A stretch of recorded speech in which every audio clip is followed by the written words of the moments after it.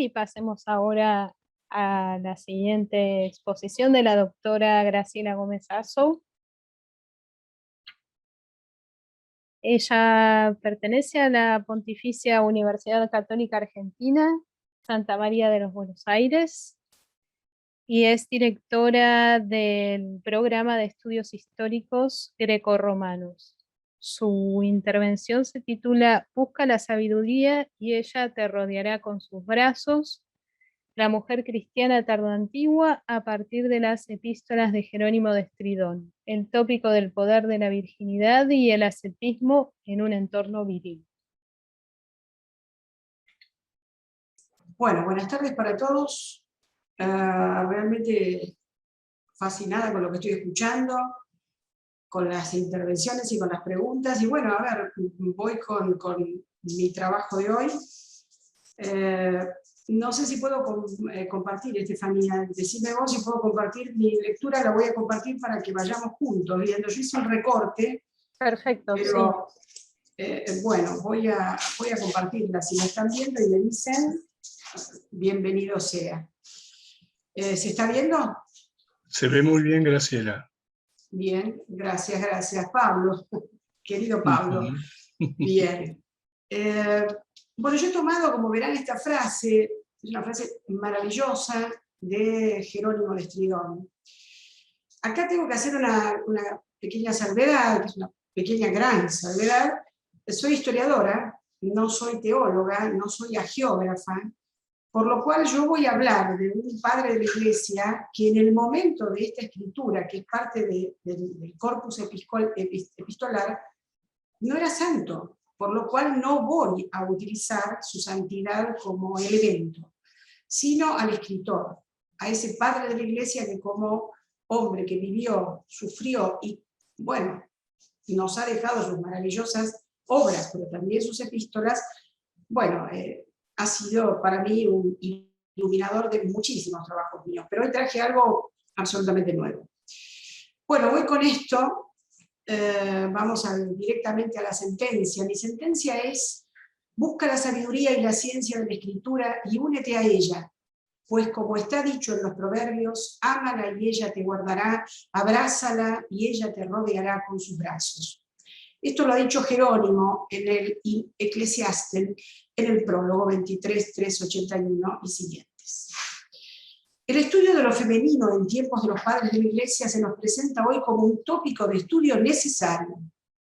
En la investigación histórica es esencial revisitar el corpus documental para ampliar nuestra mirada sobre un tema al que debemos sacar el velo de la indiferencia. Nuestra presentación de hoy está enclavada en el tardo antiguo, siglo IV-V, y nos acerca a la realidad desigual de la mujer en el ámbito social aristocrático. Esta situación nos permite prefigurar la condición de aquellas mujeres de baja condición social ausentes en los relatos históricos. Esas mujeres sin rostro, sin voz y sin nombre se nos presentan como una forma irrefutable de su condición social subalterna o marginal. Para un poquitito, si escuchan ruidos, es que yo comparto ámbito, mi estudio, con mi perro enorme que se llama Zeus.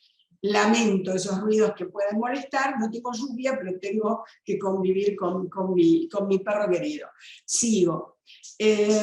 La sentencia de nuestro trabajo nos abre un interrogante que nos permitirá contextualizar la situación formativa de las élites aristocráticas en tiempos del tardo antiguo. ¿Cuáles eran las condiciones del acceso al conocimiento tanto de varones como de mujeres? Voy a hacerlo muy cortito. Desde el siglo III a.C., tanto varones como mujeres acudían a escuelas mixtas, en las cuales un literator o primus magister enseñaba las letras básicas, la matemática básica. Pero desde allí en adelante, solo los hijos de las familias aristocráticas podían acceder, por vía de un paedagogi, que eran esclavos o libertos, a un estudio un poquito más avanzado, y solo los hijos varones proseguían sus estudios en una escuela, ya en ámbito público, primero con un grammaticus, luego con un retor, y a partir de allí, digamos, empezaba la utilización público-política de aquello que había aprendido. En síntesis, La formación superior preparaba para la carrera pública y política, ámbito vedado a las filias y mujeres. Así la educación literaria y filosófica de estas, aunque no estaba prohibida, podía ser considerada en el seno familiar como inútil. En función de lo dicho, es que la cita o sentencia con la que introdujimos este trabajo cobra importancia.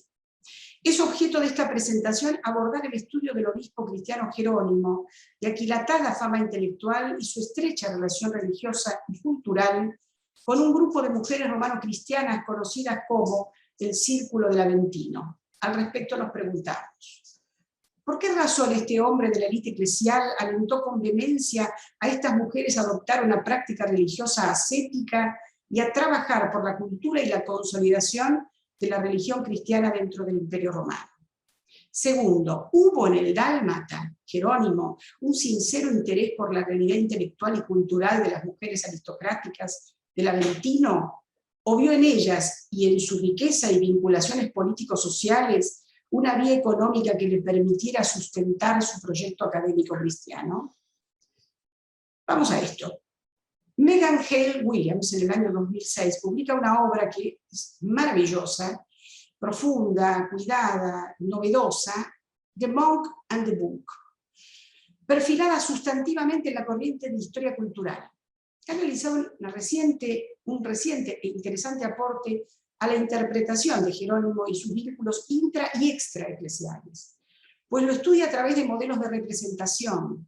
De acuerdo con este perfil interpretativo, Jerónimo se expresa de acuerdo con modelos discursivos, acciones y el uso de expresiones simbólico-religiosas en las cuales se autorrepresenta como un monje de práctica ascética, como un intelectual de su tiempo y como un hombre de Dios apegado a la palabra sagrada que guiaba su vida eclesial.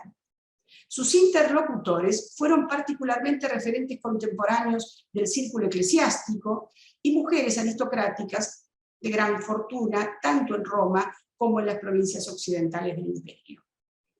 Jerónimo es al mismo tiempo un intelectual cristiano de perfil intemperante, de respuestas irreverentes, y un hombre reflexivo y paciente ante los temas más urticantes de la vida teológica y dogmática.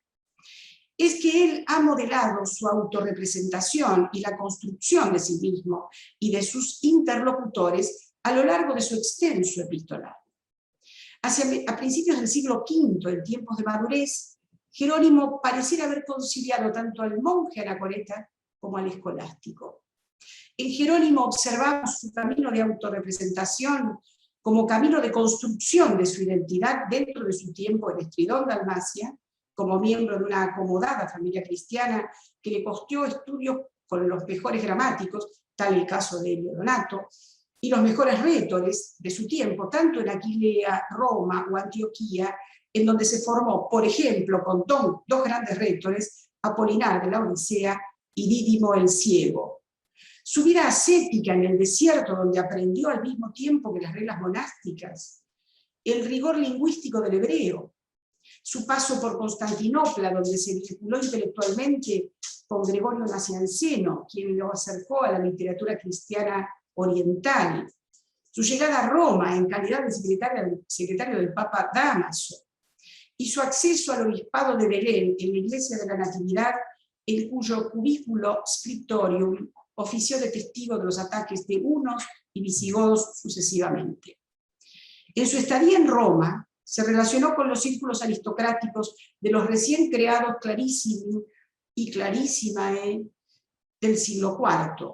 Estos eran aristócratas para quienes ser parte de ese grupo social selecto requería la búsqueda de una ejercitación metódica de la mente y el cuerpo.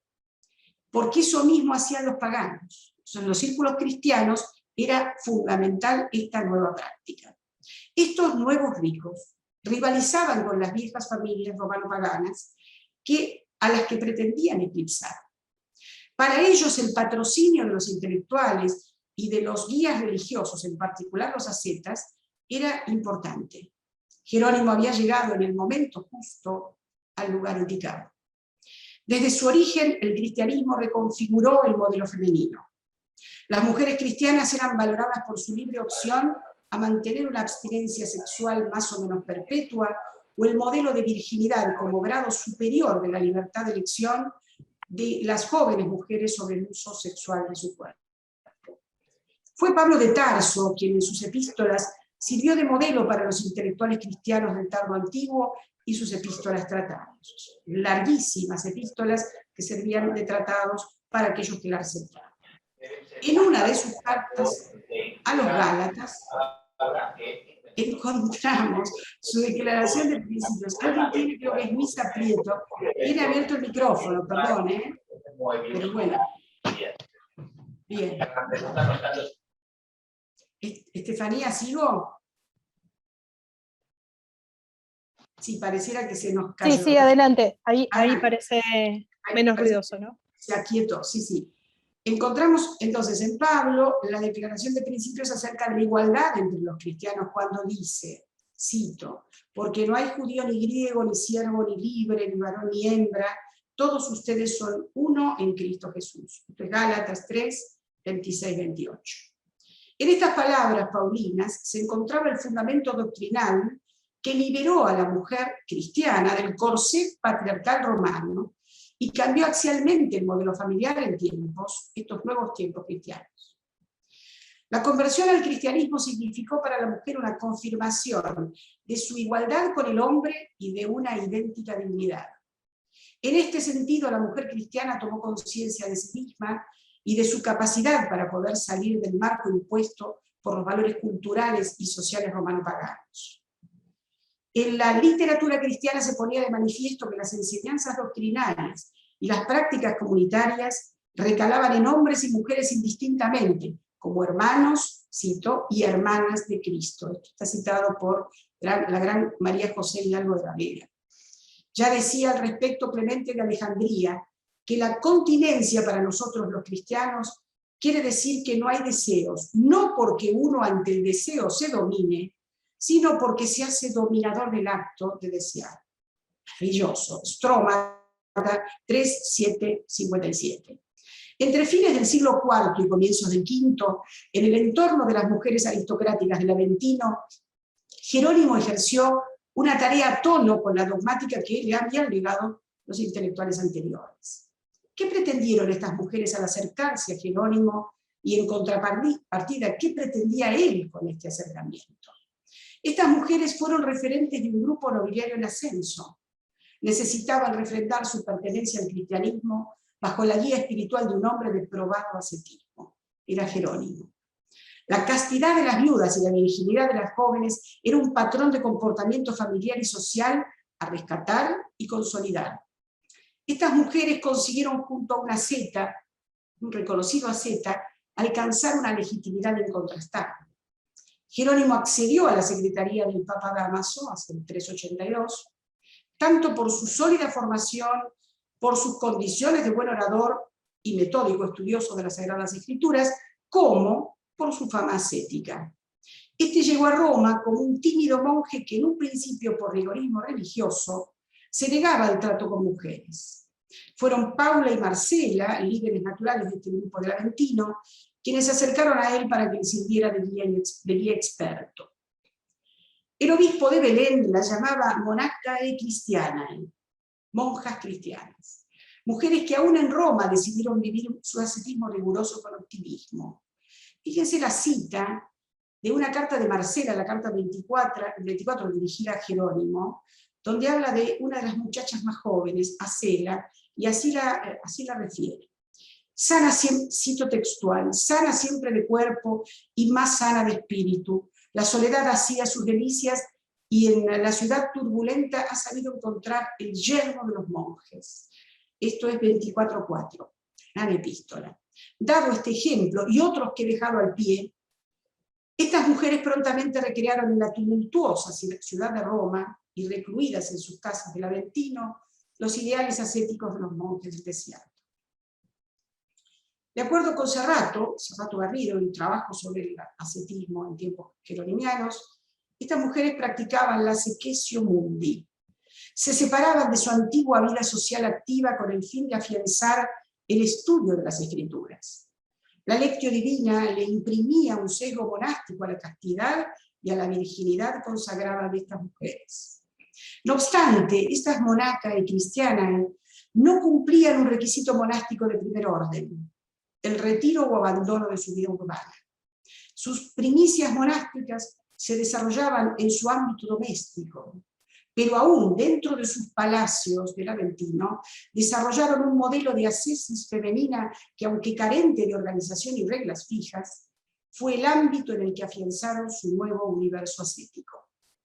Tomemos como ejemplo la eclesia doméstica de la matrona Paula. Esta vivía recluida con su hija Eustoquia y un grupo de esclavas vírgenes, manumitidas, tal como afirma Jerónimo en la carta 22-29. Habían dejado de ser sirvientas, esclavas, para ser consideradas hermanas.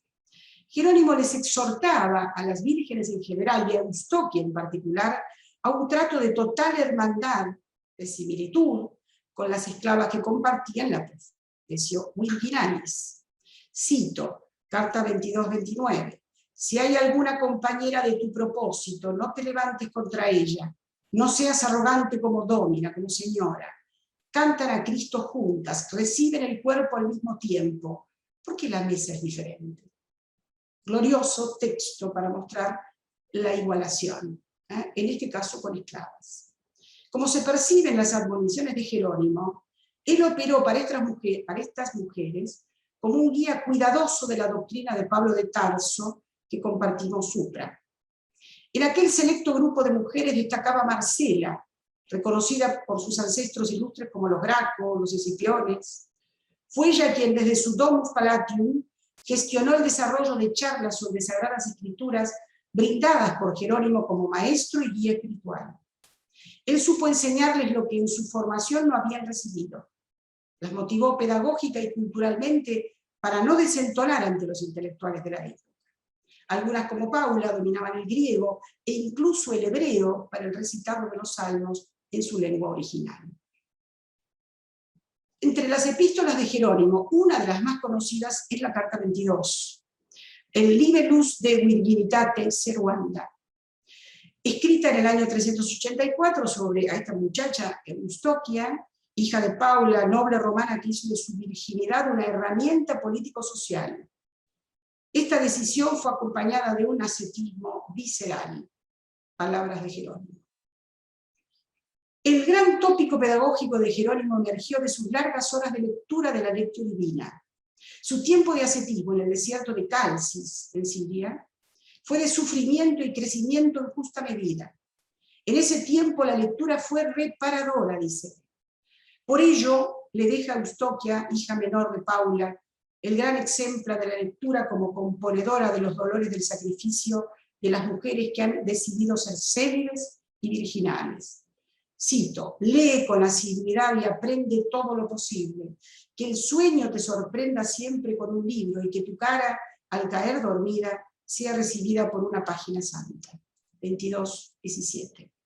Incluso sugiere, cito, por la noche conviene levantarse 2 y aún 3 veces a rumiar lo que sabemos de memoria de las Escrituras. Este parágrafo, 22:37, hasta 22:37, nos refiere a la enseñanza que le había hecho a Jerónimo Dídimo el ciego, que le enseñaba por su ceguera a recitar de memoria las Sagradas Escrituras, y él le enseña a las mujeres cómo hacerlo.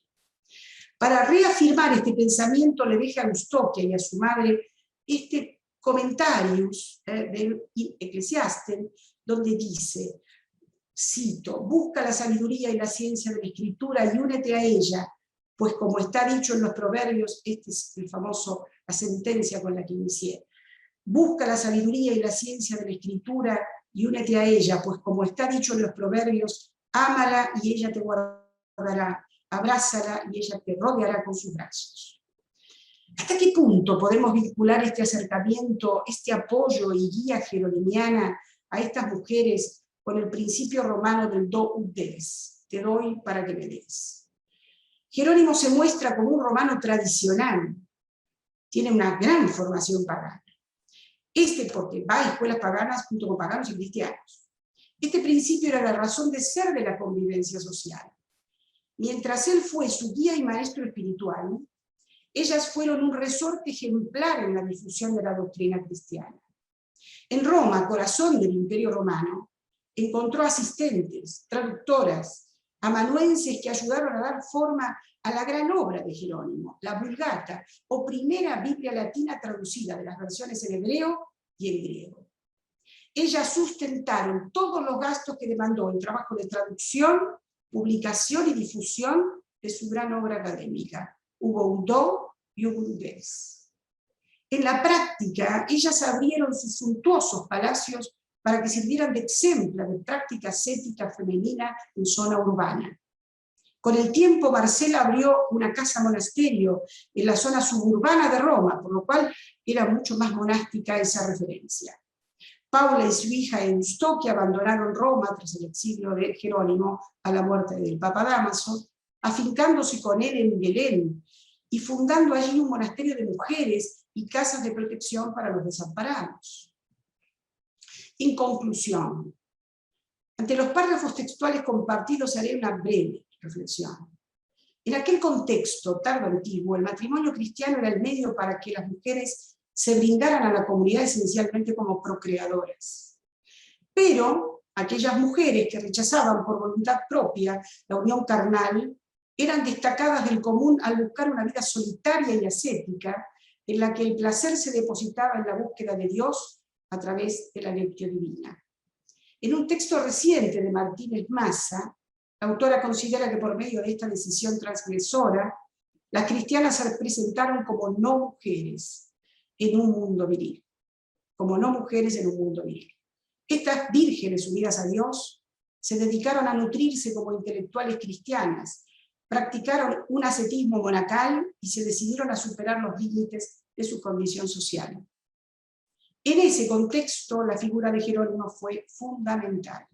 Si repasamos los párrafos indicados supra, es él quien las guía, es él quien se autorrepresenta como un mediador, es él quien construyó un discurso que las acercaba a un ámbito que hasta allí era exclusivo de los hombres.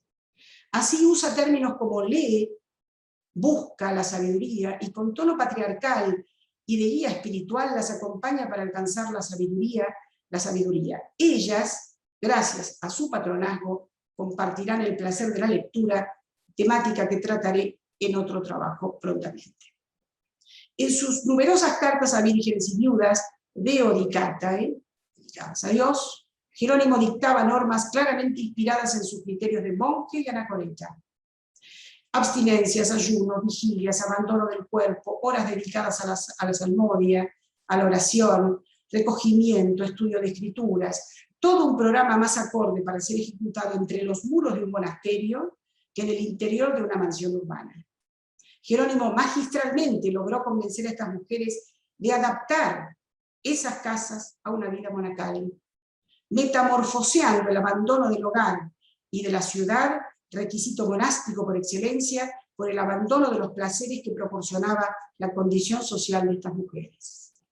Estas monacas y cristianas supieron cumplir lo enseñado y difundir con eficacia desde su ámbito recoleto, aunque suntuoso. Los cristianos la veneraban no por la belleza de su cuerpo, sino por la fuerza y el valor de las convicciones que emergían de su intelecto. Él necesitó el apoyo económico de ellas, y ellas su figuración intelectual y probado ascetismo.